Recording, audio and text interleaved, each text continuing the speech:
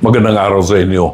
Medyo ninenervous ako habang hinihintay natin si Dr. Ira para sa aking prophylaxis. Takot ako sa injection.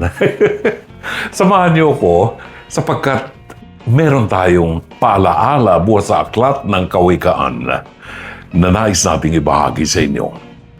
Isang paalaala lamang po mga ka-Dr. Lover. Ang taong masamay hindi makaliligtas sa kaparusahan. Ngunit hindi maano ang nabubuhay sa katwiran. Nakikita ninyo ang nangyayari sa ating kapaligiran, ang mga politikong nagnanakaw ng pera ng bayan.